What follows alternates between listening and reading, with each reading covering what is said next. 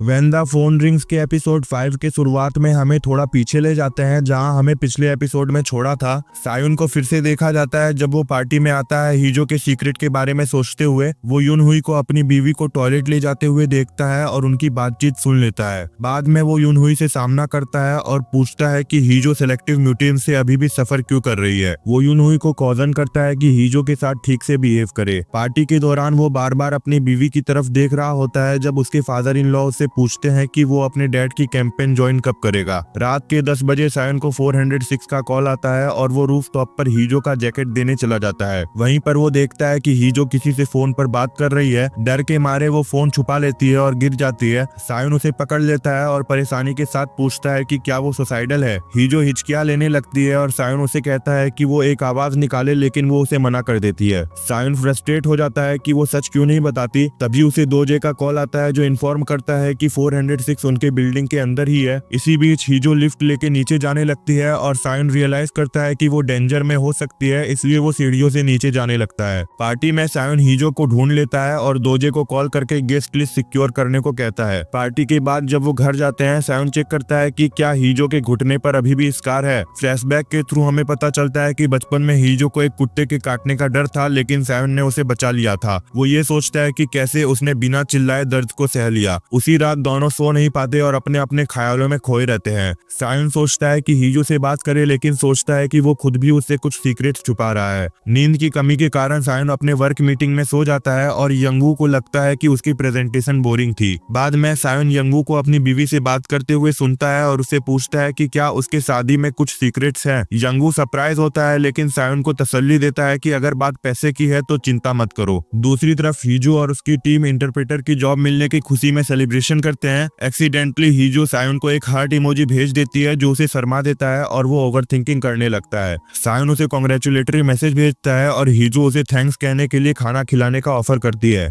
सायुन अपनी कॉलीग से पूछता है कि नए जॉब के लिए क्या गिफ्ट देना बेस्ट होगा। दोजे सूट गिफ्ट करने का सजेशन देता है और सायुन हीजो को एक बुटीक पर मिलने के लिए बुलाता है। सरप्राइजिंगली ईना भी वहीं आ जाती है, लेकिन दोनों उसे नहीं देखते। सायुन एक सूट और एक ब्लू ड्रेस हीजो के लिए सेलेक्ट करता है। हीजो सूट एक्सेप्ट कर लेती है, लेकिन कहती है कि ड्रेस उसका स्टाइल नहीं है। सायुन उसके लिए एक अलग स्टोर से दूसरी ड्रेस सेलेक्ट करता है और उसे कहता है कि वो अपने आप को अंडर एस्टिमेट करना बंद करे। वो ऑफर करता है कि अगर उसे हेल्प चाहिए तो वो करेगा। ईना सीक्रेटली उन दोनों का पीछा करती है और दूर से देखती है। जब वो वॉक करते हैं तब दोजे सायुन को कॉल करके इन्फॉर्म करता है कि लगता है कॉलर 401 एक औरत है। टाउन के दूसरी साइड पर यूरी और सेंगू एक पुरानी हवेली विजिट करते हैं, जहाँ सेंगू कहता है कि कुछ बुरा हुआ था। वो यूरी को बताता है कि हवेली के एक लड़के ने उसे कहा था कि एक गेम के पार्ट में एक बिल्ली को मारकर डिसेक्शन करे। छोटा सेंगू डर गया और वहाँ से भाग गया, लेकिन ये मेमोरी उसके साथ तब से बनी हुई है। वो एक्सप्लेन करता है कि इसके बाद ऑर्फनेज के कुछ बच्चे गायब हो गए थे और अब वो इस मिस्ट्री को सॉल्व करना चाहता है। अपने रीजन एक्सप्लेन करने के बाद यूरी सॉरी फील करती है और एडमिट करती है कि उसने गलती से सायुन को सेंगू के बचपन के बारे में बता दिया था। जब वो वापस सिटी के लिए ड्राइव करते हैं, यूरी को एक मैसेज मिलता है जो बताता है कि हीजो की नई जॉब लग गई है।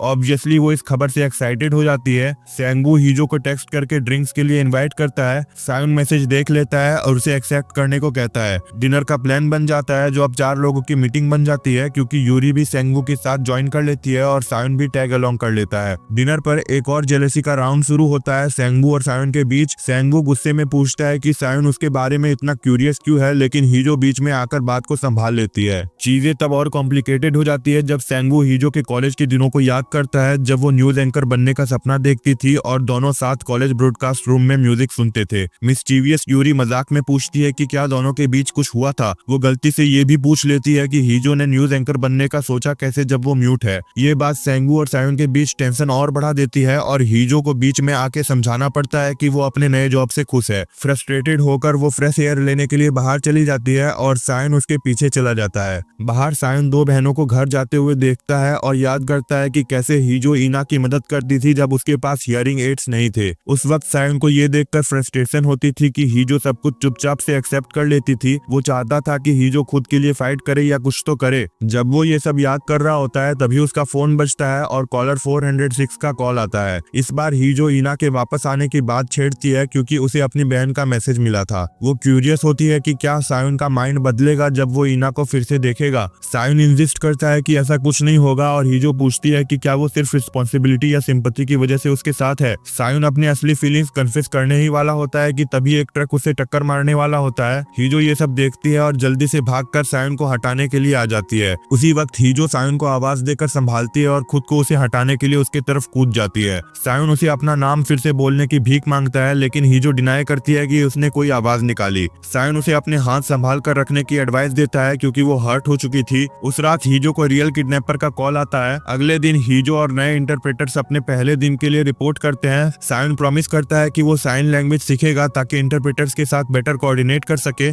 शाम को हीजो उसे कुछ बेसिक साइंस सिखाती है। लेटर सब लोग सरप्राइज हो जाते हैं जब सायुन उनके टीम डिनर के लिए ज्वाइन करता है। ये बात और भी अजीब लगती है कि उसने अपकमिंग वीकेंड के लिए एक टीम रिट्रीट अप्रूव कर दिया। जब सब डिनर एंजॉय करते हैं, दोजे को एक कॉल आता है। वो सायुन को बाहर बुलाकर एक कॉल का अनमॉड्यूलेटेड सैंपल सुनाता है। कॉलर एक औरत होती है और सायुन को शक होता है कि शायद वो हीजो हो। वो दोजे से कहता है कि एक और ऑडियो फाइल भेजेगा एनालाइज के लिए ताकि सिमिलरिटीज चेक की जा सके। स्टोरी उस रात के फ्लैशबैक पर आती है जब हीजो को किडनैपर का कॉल आया था। उसने हीजो को धमकी दी थी क्योंकि उसने सायुन को ट्रक से बचाया था। उसका कहना था कि वो रियल सायुन को जानता है और उसे सफर करवाना चाहता है। उसने हीजो को वार्न किया कि सायुन उस पे शक कर रहा है। दोजे से बात करने के बाद सायुन टीम डिनर में इतना ड्रिंक कर लेता है कि वो ड्रंक हो जाता है। टीम उसे घर भेजने की तैयारी करती है। हीजो उसे गाड़ी में सोता हुआ पाती है और उसे अंदर ले जाती है। जब दोनों गिर जाते हैं, दोजे सायुन को टेक्स्ट करता है कि जो ऑडियो फाइल उसने भेजी थी और किडनैपर का कॉल एक जैसा लगता है, लेकिन सायुन वो मैसेज देख नहीं पाता। एपिसोड उस मोमेंट पर खत्म होता है जब हीजो रियलाइज करती है कि उसका सायुन के साथ एक्सीडेंटली किस हो गया है, लेकिन वो पीछे नहीं हटी और बस उसे देखती रही जब वो सोता है। फुल एपिसोड देखने के लिए मेरा टेलीग्राम चैनल ज्वाइन करें। वीडियो पसंद आया है तो लाइक करें, चैनल पर नए हैं तो सब्सक्राइब करें। Thank you so much for watching.